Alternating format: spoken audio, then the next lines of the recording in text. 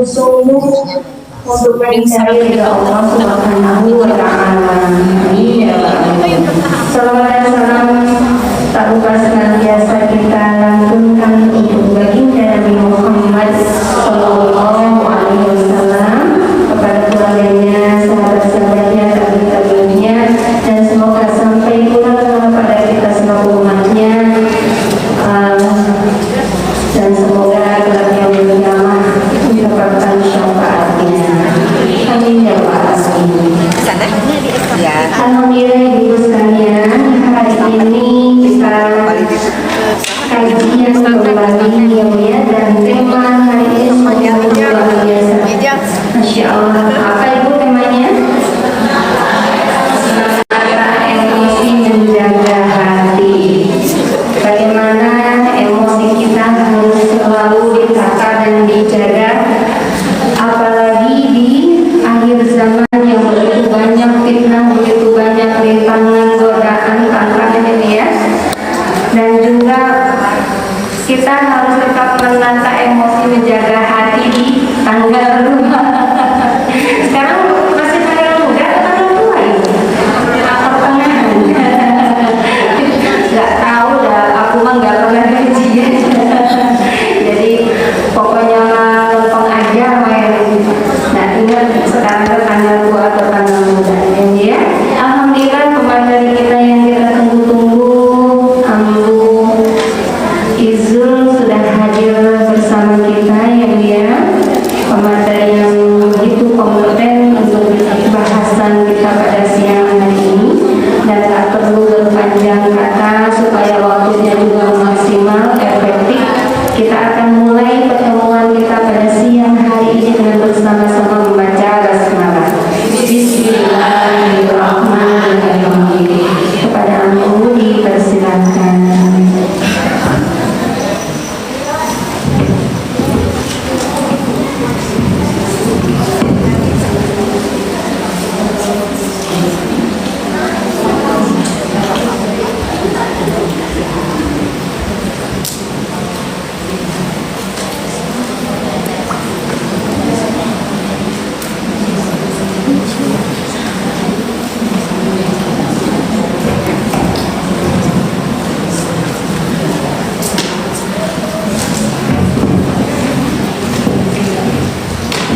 Bismillahirrahmanirrahim. Assalamualaikum warahmatullahi wabarakatuh. Waalaikumsalam warahmatullahi wabarakatuh. Masya Allah, ningal wajah ibu-ibu ceria sadayana, mudah-mudahan jantan ahli surga. Amin ya Allah ya rabbal alamin. Namuka ya bu ya.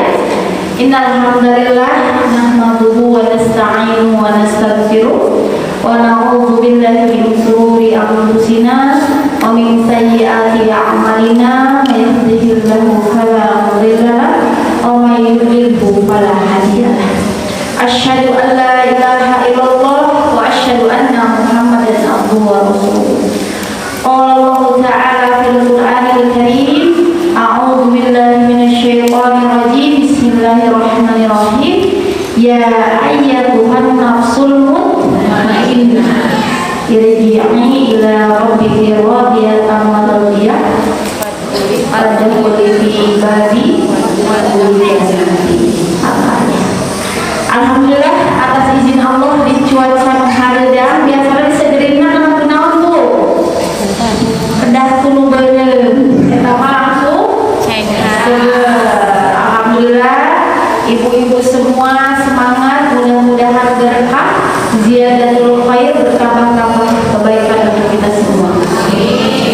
Salawat dan salam semoga tetap tercurah limpahkan kepada Nabi besar Muhammad Sallallahu Alaihi Wasallam, pada keluarganya, para sahabatnya, para tabi'in, para tabi'in, dan mudah-mudahan kita sebagai umatnya mendapatkan syafaat di akhir zaman. Amin ya Allah ya rabbal alamin. Ibu semua untuk diawali dari pertanyaan, langsung pertanyaan. Kenapa kita harus bersolawat pada Nabi? Padahal Nabi sudah maksum, sudah jelas masuk surga. Pada Nabi keluarganya, sahabatnya itu kenapa? Karena mencintai Nabi, terus karena apa lagi? Karena apa? Syafaatnya, terus apa lagi? Karena diperintah. Karena diperintahkan, itu yang paling pasti gitu. Karena apa lagi? Nah, jawaban dari ibu semua betul. Tambahannya, ibarat air kalau udah penuh, air diisi penuh, Rasulullah itu sudah jelas gitu ya, dengan keselamatannya, dengan seperti apa sudah jelas. Kira-kira kalau luber, kalau banyak kita kasaha, nyipratnya ke siapa? Jadi ketika kita bersolawat, ketika kita mendoakan, entah itu Nabi Muhammad SAW, termasuk mendoakan yang lain, itu bukan hanya untuk orang lain, tapi juga untuk diri kita yang mendoakan. Ya, jadi kenapa harus diawali dengan puji pada Allah? Jelas karena kalau tidak karena izin Allah, ibu-ibu mau ayah di dia selain ada sebuah ayah mau asam urat, ayah mau bos-bos migren, gampang di dia nyeri paling itu, ayah harus mulai usia-usia di mana di obat lambung, carios namanya di obat lambung lambung paling manjur lambung Roma gitu ya. Kami enjing makanan lambung energi, siang lambung oke jeri drink, sore Roma karena rungi kopi lambung sanmol. Jadi poinnya adalah di usia-usia yang kita sudah ngobatin mahnya sembuh, no kening iya, ngobatin sakit kepala, karena sakit kepala obatnya pasti agak keras, kening iya, ngobatin iya, kening nauzubillah ginjal dan lain sebagainya. Di usia-usia kita sekarang tidak Istighfar. dan seorang ngadoakeun. Ketika kita mendoakan orang lain, itu sejatinya untuk diri kita sendiri ya. Nah, kita akan awali dengan demikian. Yang mudah-mudahan pertemuan kita kali ini Allah berkahi dengan tema apa, Bu? Menjaga hati, bagaimana dilihat dari perspektif psikologi Islam tentang kesehatan muslimah. Siapa lagu mana, Bu? Jagalah hati. Terus apa lagi? Atas rengsenya biasanya kami nguping lagu eta terus caket kanan tuh bulan Ramadan atas Ramadan ya. Oke, saya kelupaan taqabbalallahu minna wa minkum siyamana wa siyamakum, meskipun terus pada Idul Adha. Intinya mudah-mudahan dari setiap hari raya ke hari raya kita betul-betul ya, namanya hari raya itu berarti merayakannya dengan sukacita dan bisa bertemu kembali dengan bulan Ramadan di tahun-tahun selanjutnya dalam keadaan Allah jaga iman dan Islam kita. Amin ya Allah ya Rabbal alamin. Baik, boleh di zoom di slide yang pertama itu, Bunda. Nah, ini udah dipotong-potong ya. Saya karena pekan kemarin kayaknya penuh banget di kampus, klien sampai penuh sehari 5, 6 dan seterusnya. Jadi saya bikin materinya pakai AI.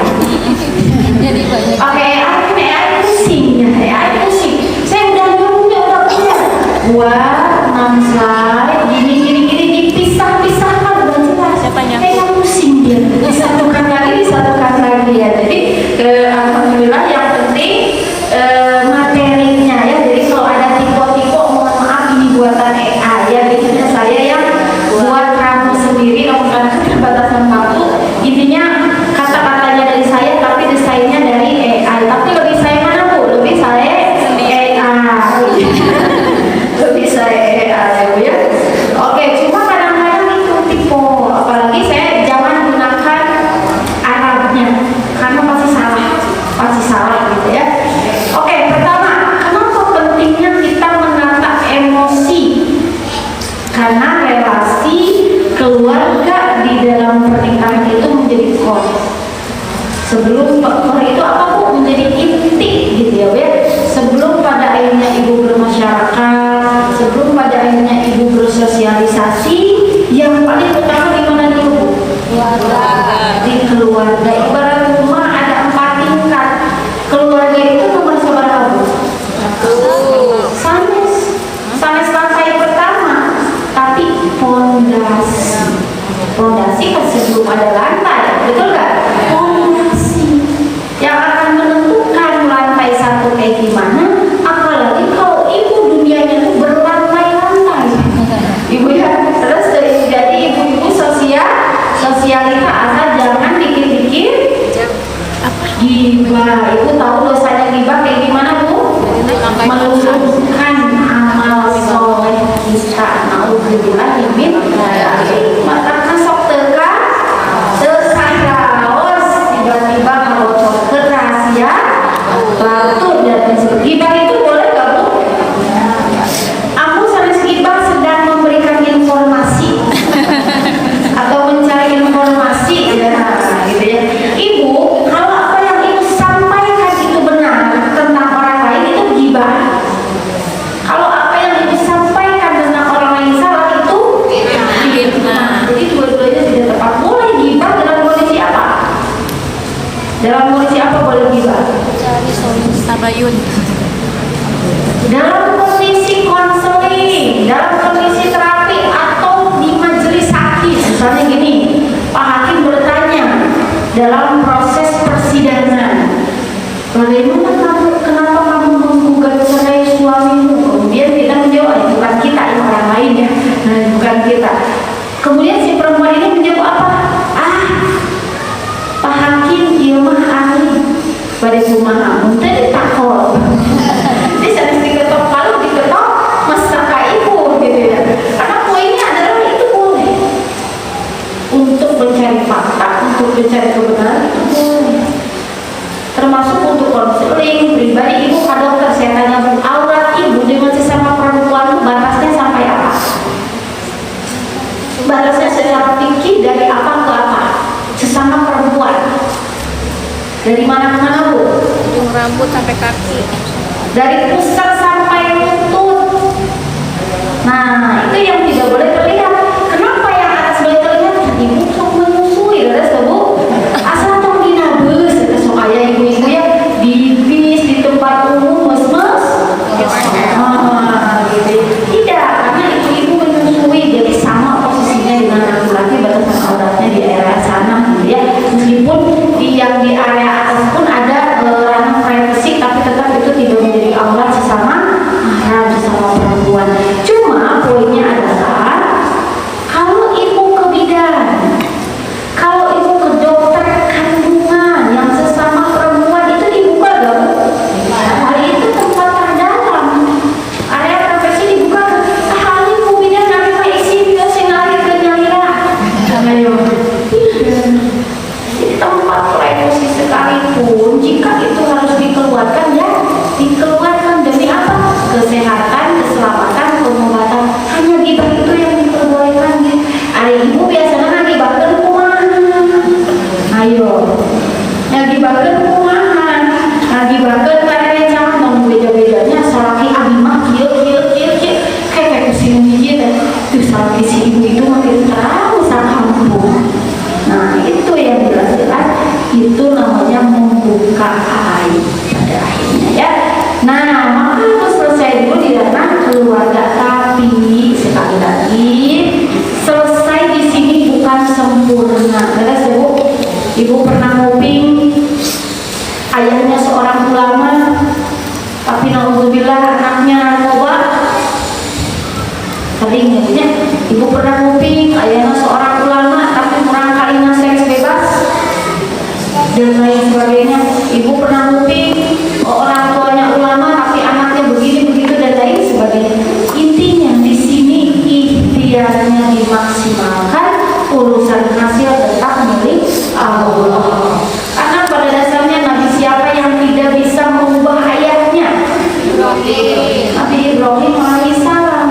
Tapi yang tidak bisa mengubah anak istrinya Nabi Nuh alaihissalam, yang tidak bisa mengubah pamannya selain Nabi Muhammad SAW pun tidak bisa mengubah keimanan pamannya, apalagi kita. Tapi yang ditanya apa oleh Allah? Ikhtiarnya, prosesnya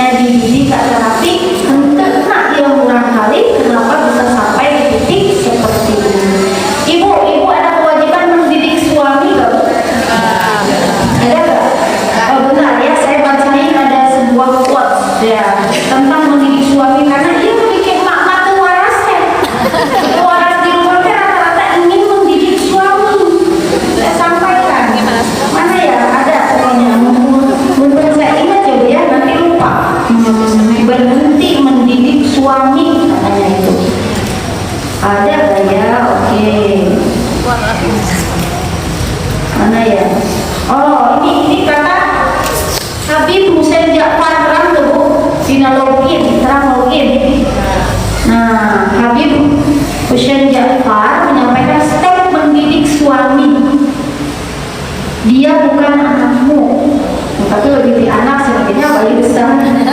Dan kamu bukan ibunya. Banyak istri akhirnya kelelahan sendiri bukan karena rumah tangga terlalu berat, tapi karena salah peran. Dia sibuk mendidik suami, menjelaskan ini itu, menasehati tanpa henti, mengulang hal yang sama sampai hatinya lelah sendiri. Ini kata beliau, dengan baik-baik ibunya saja belum tentu berhasil mendidiknya. Lalu kenapa kamu harus memikul tugas itu sendirian? Jujur, kata-kata yang bikin ibu stres menghadapi suami karena apa? Karena ingin mendidik suami. Tidak ada kewajiban kalau suami wajib, fardu ain suami mendidik istrinya dengan muasyarah bil ma'ruf, dengan cara yang baik. Kalau istri tidak, tapi ibu mendapatkan pahala yang luar biasa. Fastabiqul khairat, berlomba-lomba dalam kebaikan, juga saling mengingatkan. Ketika ibu mengingatkan dengan baik, pahalanya luar biasa. Karena banyak juga suami yang betul-betul berubah lewat dulu pasangan, entah berubah menjadi lebih baik atau sabar. Sebaliknya. Misalnya suami teh soleh, tapi dituduh wae selingkuh, jadi selingkuh beneran. Nah, gitu ya. Nah, intinya dirana keluarga dulu, masalah menata emosi, tapi bukan harus sempurna, tapi ikhtiar, urusan hasil tetap milik Allah. Apalagi anak-anak kita ya, anak-anak ibu semua yang sudah tidak berada di lingkungan. Ada yang anaknya SMP, SMA sudah pesantren, sudah kuliah, sudah menikah, itu ada di jangkauan ibu gak? Tidak. Udah gak ada di jangkauan kita. Yang penting kita ikhtiar dengan maksimal ya, dengan harapan anak keturunan kita qurrata a'yun, menjadi penyejuk mata sekaligus hati untuk kedua orang tuanya. Nah, yang kedua, kenapa harus menata hati, menata emosi? Tekanan sosial dan peran ganda, atau istilahnya tuh double burden gitu ya istilah. Cuma di sini anu jantan di rumah kerja ongkos. Di rumah domestik ti tapi kajian ku ibu kerja ongkos. Di luar itu bu Ada. ayo ayah dia ibu-ibu naon bu secara bu Entek. ibu rumah tangga kali mem gitu bu. Kalau saya boleh jujur ya, jujur. Saya di usia sekarang pendidikan S3 ya, pendidikan S3 niatnya untuk apa? S1, S2, S3, S-teler, sampai kuliah S, namanya kuliah nanti S nanti hiji, S nanti 2 gitu ya.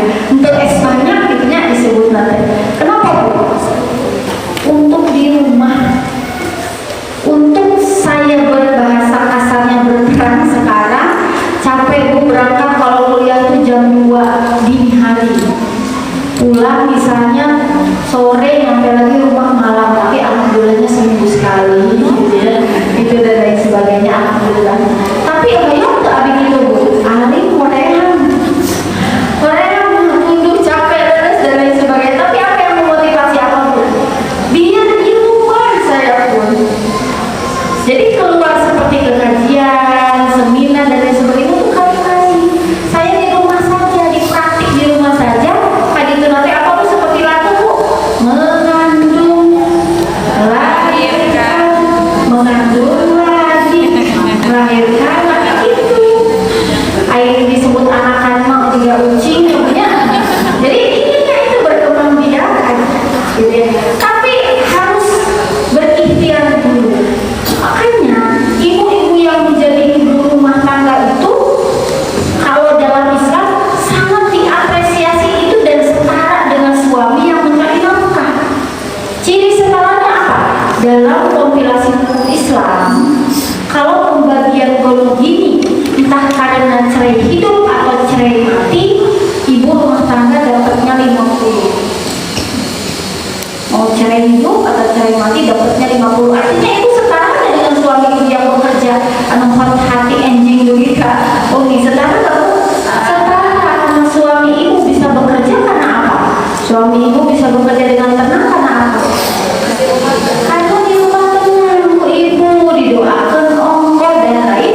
sebagainya. Dan untuk ibu-ibu yang hebat juga, yang tentu tantangannya sangat dalam, yaitu apa? Ibu rumah tangga ya, semua domestik sendiri, ngasuh sendiri, bekerja pun iya. Itu di dalam kompilasi hukum Islam yang digunakan oleh Majelis Hakim seluruh Indonesia 70-30. Perempuannya dapat 70, laki-lakinya dapat 30. Gitu ya. Jadi kalau hukum waris yang asli Bu, hukum waris yang asli ibunya dapatnya seperberapa Bu? Seperdelapan Ibu. Ya, ayo ibu dapatnya seperdelapan.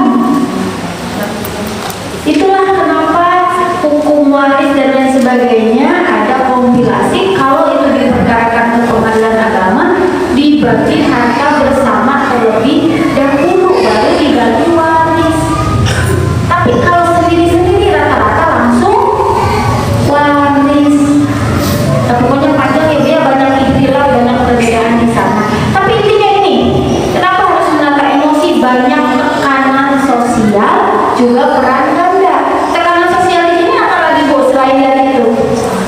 Tekanan di mitoha, tekanan dari mertua, bukan dari mertua, kadang-kadang tekanan dari siapa? Orang tua. Cukup di sini sebagai orang tua yang anaknya sudah bekerja, tapi anak-anaknya dirasa kurang dan kurang. Banyak yang duduk di saya, saya sudah S1. Ibu saya berharap saya bekerja di sini. Ibu saya berharap saya jadi PNS. Tapi saya memilih menjadi ibu rumah tangga. Eta ibu kamu karena si kamu mah ayah mak dia begitu ayah.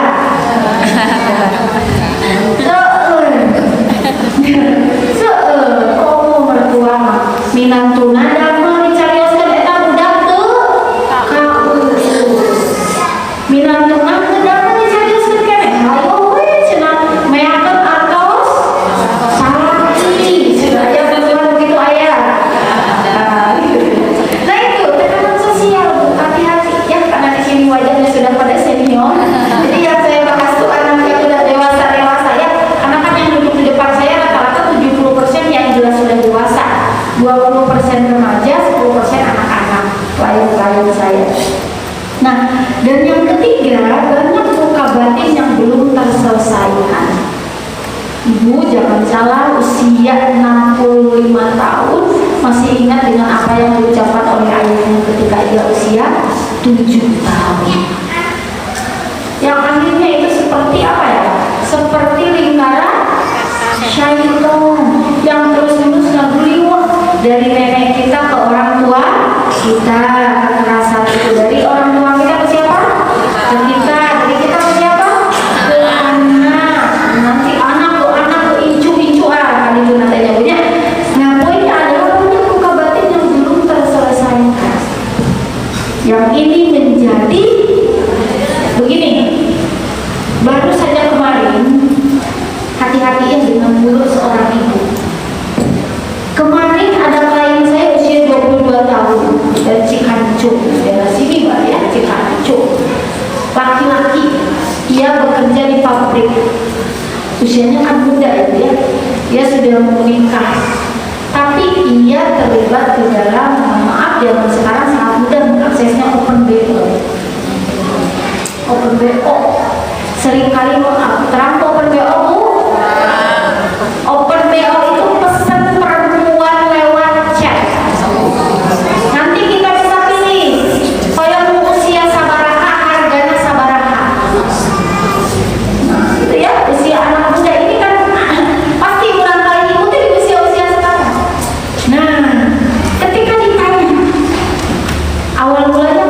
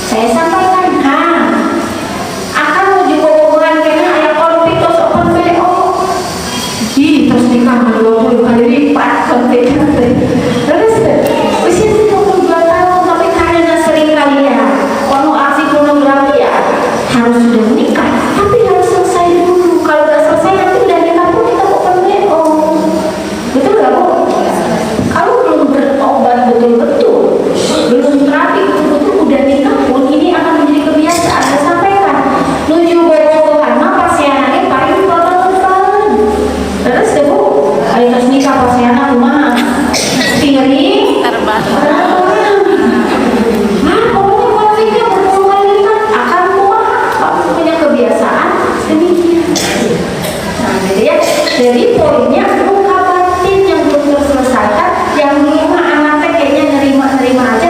Mulut kita tuh gak boleh ngejelekin suami kita alias ayahnya. Mungkin pas kecil biasa nanti udah waktunya tepat si bapak.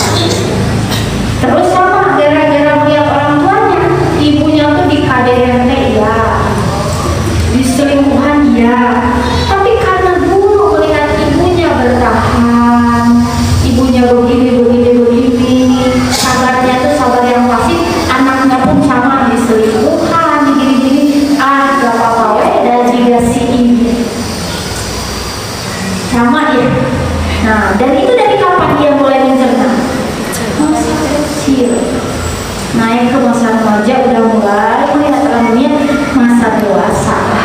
Jangankan masa dewasa ya, masa remaja pun sudah mulai betul-betul terpengaruh. Nah itu yang sering kali kita lupakan, bahwa dalam Quran surah Ar-Ra'd jelas, ingatlah hanya dengan mengingat Allah hati kita menjadi tenang. Nah, yang memiliki gejala demikian, kayak gimana kira-kira gejalanya? Was-was. Jadi karena sering kali nonton aksi pornografi, kalau gak nonton lagi bekerja pun was-was. Fokusnya itu menurun terus-menerus mengingat ke hal yang demikian. Ya, mudah-mudahan Allah memudahkan kita untuk senantiasa mengingat Allah dalam setiap nafas kita. Kita sebagai orang tua, kalau anak menurut karena ditakuti, biasanya lumpuh tutup, terang lumpuh tutup. Di depan tunggu, di belakang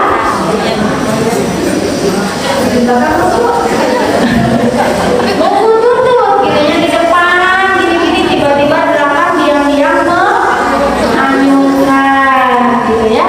Diam-diam apa, gitu ya. Nah, atau yang kedua, yang ideal, yang ingin kita ikhtiarkan sebagai orang tua, apa tuh?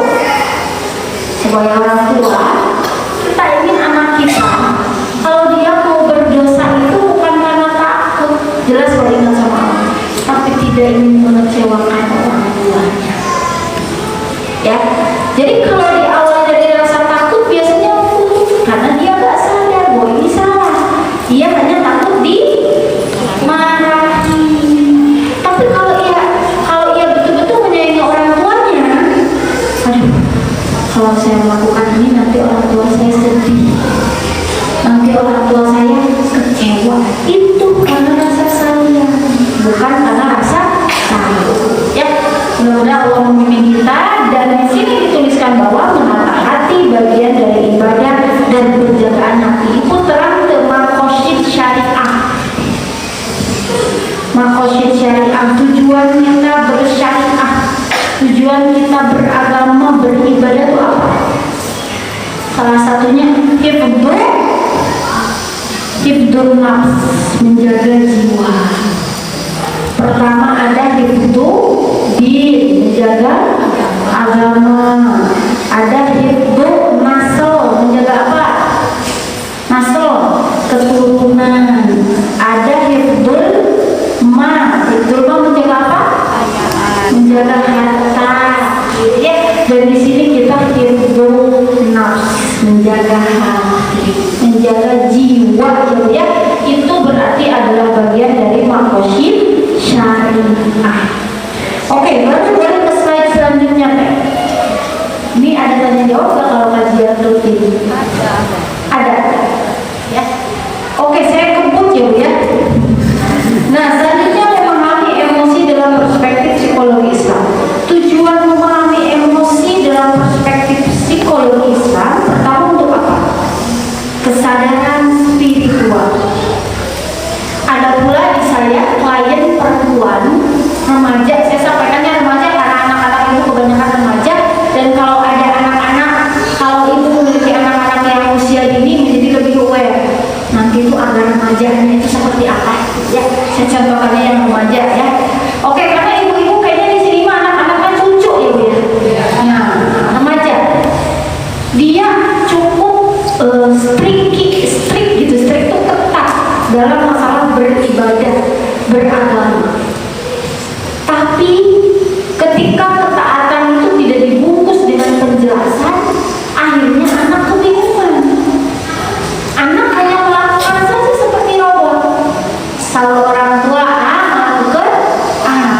tapi nggak paham kenapa saya harus melakukan A. Sebetulnya dari mulai masa kecil pun harus dijelaskan, tapi sesuai dengan kemampuan berpikirnya. Nah ini pokoknya panjang hingga akhirnya pesantren, nilai dan lain sebagainya, hingga akhirnya remaja sekarang usia 22-24 kalau nggak salah, mengalami religius trauma. Kenapa religius trauma? Trauma terkait dengan beragama. Jadi justru kalau melihat orang yang beragama teh, paling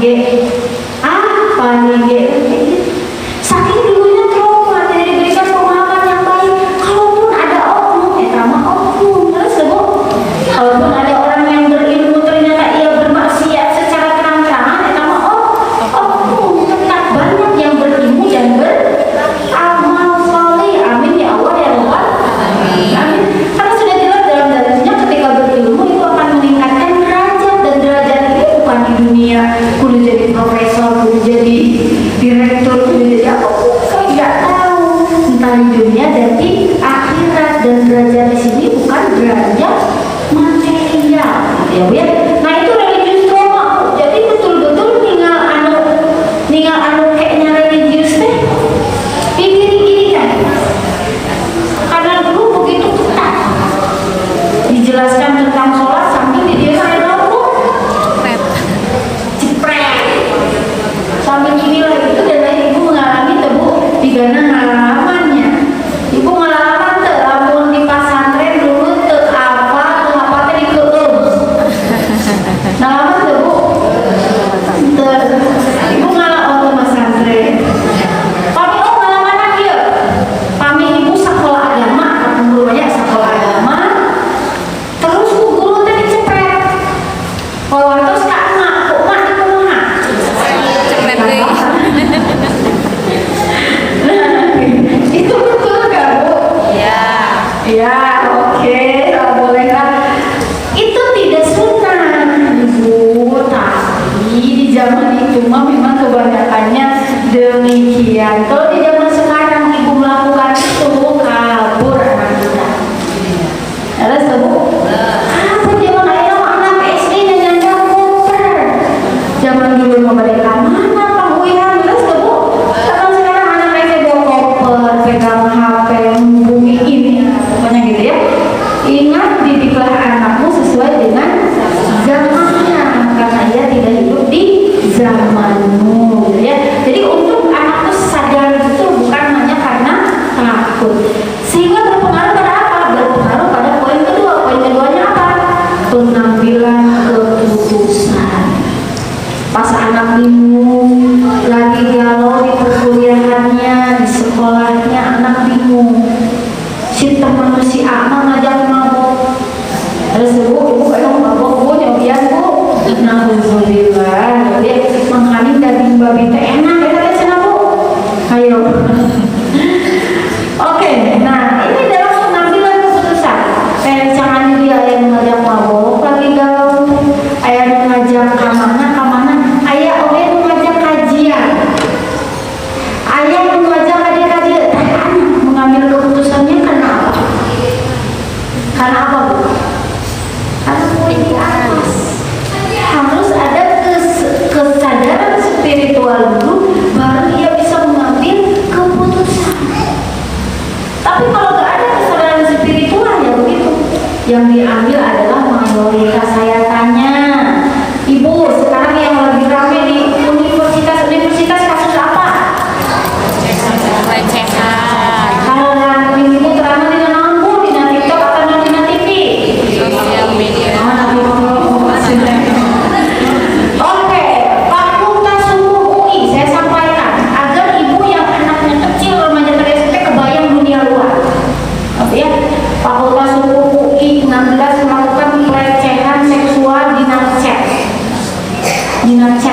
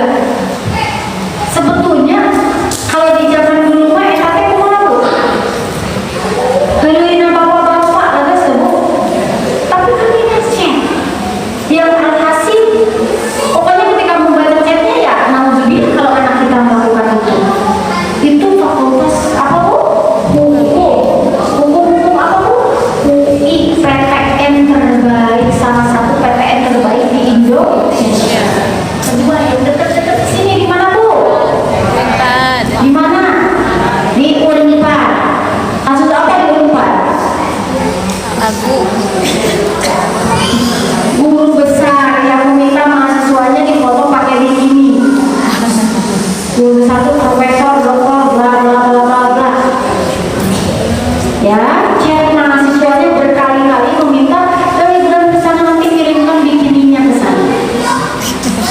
Ya, yang ketiga di mana Bu? Yang dekat di sini juga, ITB, menggunakan lagu apa Bu? Erika di dia Bu.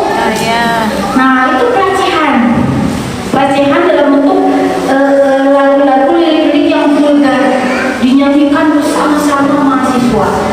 Yang tepat IPB, saya lupa kasusnya. Ya, saya IPB, tapi itu pertanian Bogor. Intinya itu PTN terbaik. Itulah realita yang ada di depan ibu. Terus ibu masih pada biasa-biasa ngadidik anak. Gak bisa kita asal saja, karena ini akan berpengaruh pada pengambilan keputusan. Memang yang disebutkan saya barusan itu oknum, kebanyakannya tetap yang solehahnya, tapi mudah-mudahan anak kita yang dipilih nanti circle soleh. Terus Bu, bapak-bapak lamanya Bu, depan nama Bu, judi, itu dari lingkungan jadi game online yang berbayar dan lain sebagainya. Ya, maka ketika awal mulanya ada kesadaran spiritual, yang keduanya akhirnya berpengaruh pada pengambilan keputusan, maka yang ketiganya akan berpengaruh pada pengendalian perilaku. Sebelum keluarkan timbul teh bakal ngemu heula. Lamun bahasa psikologis nama tenang Bu. Impulsif Bu. Impulsif teh berbicara tanpa berpikir. Ayah dia ibu langsung cepat sekos. Ibu mau kali itu mau pacar oge. Nah itu impulsif berpikir, bertindak, berbicara tanpa berpikir dulu. Ramai ipar adalah mau, mertua adalah mau. Makanya Bu, ya cara ibu teh kena diemutan. Supaya suami-suami teh nu kieu, caket teuing ka perempuan nyebatan teh kieu. Cenah ge, da si neng eta mah macam adikku. Si neng eta mah sudah macam kakakku. Awalnya macam, lama-lama macam. Awalnya macam adikku, macam kakakku, macam saudaraku, lama-lama macam-macam. Kayak gitu nada ya. Itu yang poinnya adalah kesadaran spiritual yang akan berpengaruh pada decision making atau pengambilan keputusan, yang akan berpengaruh pula pada perilaku. Dan di sini jelas dalam hadis, ketahuilah dalam tubuh itu ada segumpal daging yang jika itu baik maka baiklah seluruh tubuh, tapi jika itu buruk maka buruklah seluruh tubuh. Itu namanya apa? Qalbul, hati. Kalau itunya baik, insya Allah baik. Kalau itunya buruk, insya Allah alhamdulillah jadi buruk. Hari ini saya bikin status ini Bu. Saya bikin status di IG atau di ini Bu. Nah, untuk apa jahat-jahat di kehidupan yang singkat ini? Lagi pula mati tidak butuh tua, tidak butuh sakit, kematian hanya butuh hidup. Terus Bu, jadi biasanya hidupnya calon. Ya iya, tidak butuh tua dan mudanya sebut cumi dia itu wasiat. Ibu mus wasiat. Oke, lamun mamah mau dan sakit itu Bu. Bulan kalinya belah pas pasea meme waktu yang boleh sebetulnya ya. Masalah harta boleh, namanya hibah. Kalau ibu melihat karakter anak bakal pasea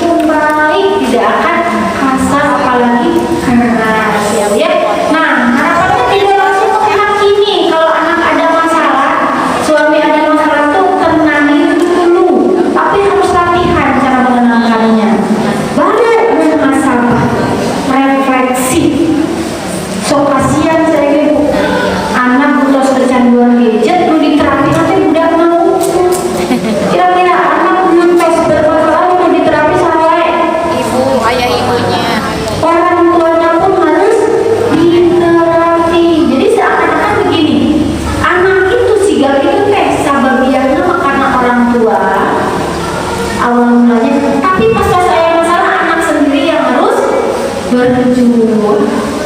Bahkan di ruang praktik kadang masih menuntut.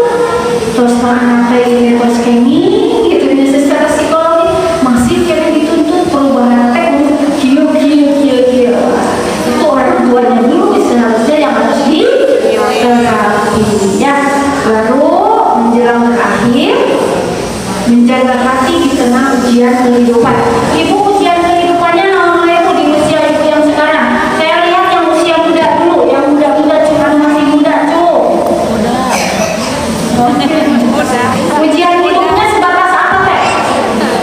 Anak, Anak. Oke, terus apa lagi? tangga, Hah? tangga. Tetangga masa gitu. Oke, apa lagi? Wah, sebenarnya tetangga sama anak. Ayo. Terus apa lagi? Saudara, Kayak namanya murah di komplek masuk itu, ya di komplek mah. Terus apa lagi? Saudara. Jadi aja program gitu,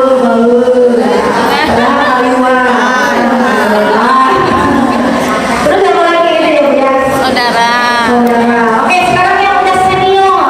Cuma paling senior ini paling senior. Mana tuh? Dengan ragu langsung jalan dulu. Hari ini disebut senior mana nih senior mana? Oke. Macam paling senior. Oke. Ibu ujian hidupnya namanya itu apa senior Bu? Apa? Kesehatan betul. Terus apa lagi? Mertua lah masih. Kalau senior masih kena masalah mertua. Terus apa lagi? Incu ya, langsung incu sudah 5 capek sebenarnya nyalu incu. Dari ibu-ibu nggak ada jam sekolah. Salah ngomong masih kena nggak ada jam sekolah. Saya acara sekolahnya nyanyi. Oke, minat tuh. Oke, minat tuh. Terus apa lagi Bu? Apa? Selagi setobat-tobat. Oke, masih kene. Nah, intinya itu selesai nggak ujian hidup? tidak, Ujian hidup itu tidak akan pernah selesai sampai kapan? Sampai nanti ibu bertemu dengan Allah dan Rasulullah di surga. Amin ya Allah ya Rabbal alamin. Sebelum Rasulullah meninggal apa yang disebut? Ummati. Terus apa lagi yang disebut? Sholat. Satu lagi apa? Perempuan. Kahadek perempuan. Kahadek sholat. Baru ummati. Berarti siapa yang sebetulnya rindu pada kita siapa Bu? Apakah mantan ibu? Tidak. Rasulullah Shallallahu Alaihi Wasallam. Jadi kaji dalam kita itu rindu. Rasulullah itu semua yang sudah menyebut kita di doaan nafasnya pas sebelum pada akhirnya beliau wafat. Ya, oke. Berarti caranya di tengah ujian itu pertama mengelola rasa marah tanpa menyakiti. Salah satunya itu Bu, menkesel kacaloge, dicipnya riwasela, dibayarkan cara yang depan. Kalau udah tenang disampaikan, maka itu tidak akan menyakiti.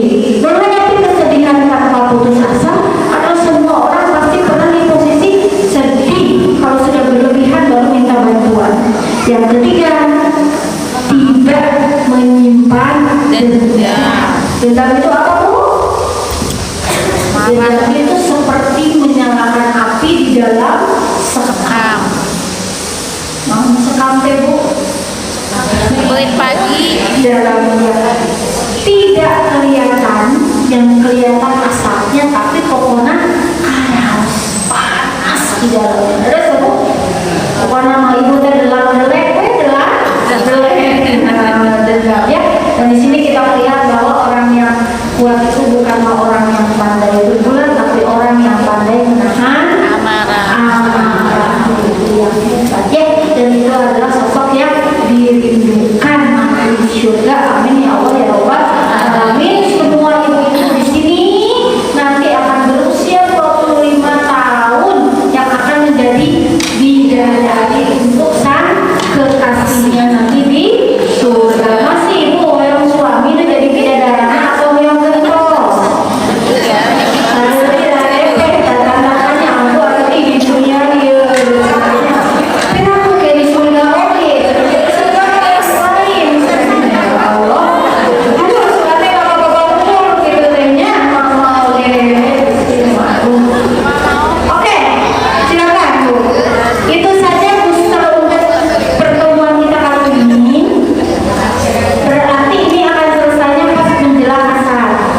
Ya, jadi silakan sebelum saya closing, boleh ada pertanyaan dulu atau apapun dulu, Mangga. Mangga silakan Bu. Pertanyaan, Jung He. Mangga gimana teh? Ibu mau tanya Ya, tentang kenapa wanita itu ya selalu overthinking. overthinking. Dan apa lagi? Terus teh supaya wanita ini tidak banyak overthinking tuh gimana tipsnya gitu? Oke, overthinkingnya karena apa biasanya? Biasanya overthinkingnya gitu kayak cari solusi sendiri. Berpikir sendiri gitu ya. Oke, ada lagi yang lain? Mana ibu barangkali ada? Silakan sini. Nanti saya lupa ditulisin. Oke, jangan lupa. Oke, boleh mau satu dulu atau semuanya? Aduh, saya lupa ibu. Oke, overthinking ini ada gejala emak-emak. Kenapa salah satunya Bu? Karena emak-emak selalu seakan-akan menjadi penguasa dunia. Seakan-akan semua bisa dikendalikan. Ya, akhirnya memikirkan yang jauh-jauh. Tapi saya lihat dua perspektif. Pertama, overthinkingnya apakah karena ada trauma? Misal, sebelumnya diselingkuhin, akhirnya sekarang menjadi mode waspada.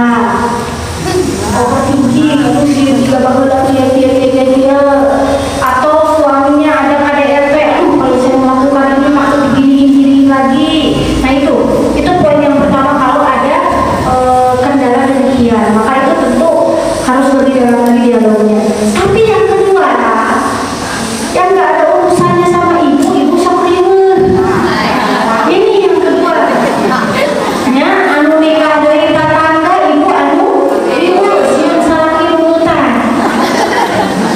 Nah, itu dan overthinking lainnya. Pertama kita ketahui dulu penyebabnya. Penyebabnya overthinking karena apa? Setelah mengetahui penyebabnya, kita harus relaksasi.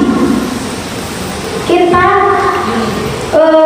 muhasabah, merefleksikan ini menyakiti diri kita atau tidak. Ya, kalau dirasa ini menyakiti, maka kita harus gimana Bu? Terus gimana Bu? Harus gimana Bu? Ada nggak yang pengalaman di sini pernah overthinking terus sekarang sudah pulih? Ada nggak Bu? Ayo, ada nggak? Nulis Ibu, ya, dituliskan agar apa? Agar terurai. Ibu suka menulis? So aku nulis bon utang suami sebenarnya.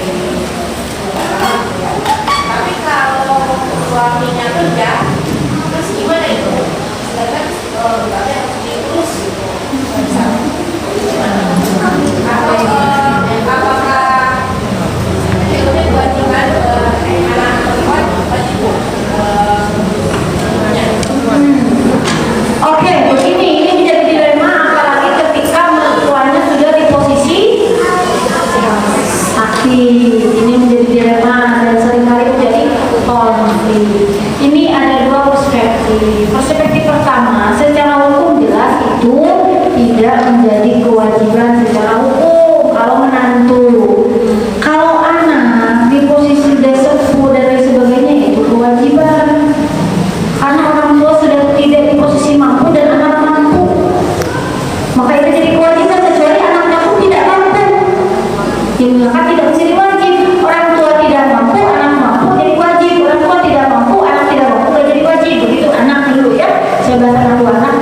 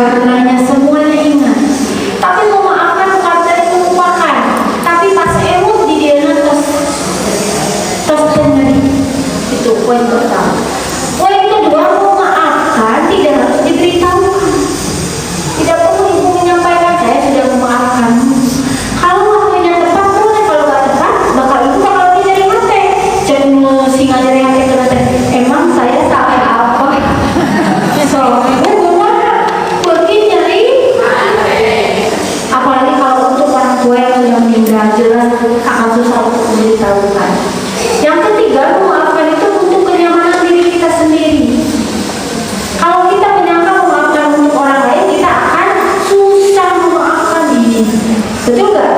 Nah, sih udah dimaafkan saudara, bla bla bla bla bla. Tapi karena kalau untuk demi kita sendiri itu akan terasa lebih mudah. Yang keempat, memaafkan bukan berarti menyukai perilakunya yang salah. Ya, memaafkan bukan berarti menyukai perilaku yang salah. Misalnya ibu diselingkuhan dan ibu memilih memaafkan, bukan berarti ibu suka dengan perilaku tersebut. Ibu tetap tidak suka. Yang terakhir, memaafkan bukan berarti mengizinkan kesalahan yang sama terjadi kembali. Jadi si saudara tersebut bisa jadi masih menyakiti, tapi bu ibu tong dimasukkan kanan hati, tapi masuk kanan keluar kiri buang ke tempat tong jaminan. Nah, oke. Teori tapi harus dilatih. Ayo, ibu tahu nggak teori jalan? Kalau nggak tahu teori jalan, nggak bisa jalan. Terus bu, ibu belajar motor udah tahu teori jalan tuh? Ibu belajar mobil sudah tahu teori jalan tuh? Semua harus tahu teori dulu, baru mempraktekannya. Namun apa teori-teori acan, nauzubillah, di rumah dipimpin ku manusia bodoh. Gitu. Ilmu dulu, setelah ilmu tahu baru mempraktekkan gitu ya. Makanya ya untuk ibu pilih menantu laki-laki dan di psikotes dulu. Zamannya udah di psikotes, udah di konseling, susah banget gitu ya. Itu mungkinnya waktunya udah habis. Masih 5 menit lagi? Oh, 5 menit lagi, silakan, boleh, silakan. Cara berbagi atau bagaimana berbagi.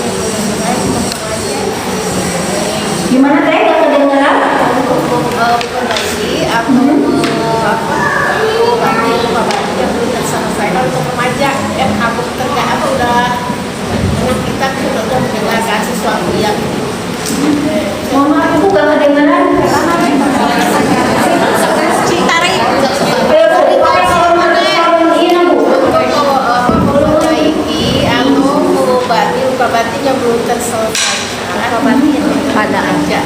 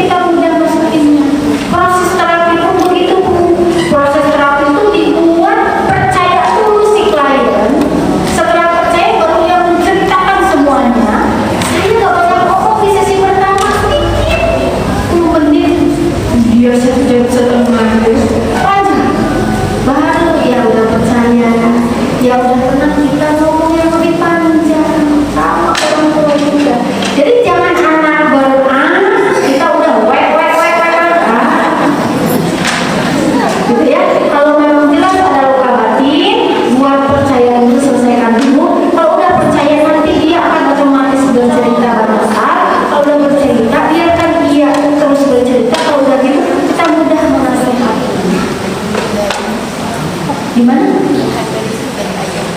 Di mana? Dari ayah. Dari ayah.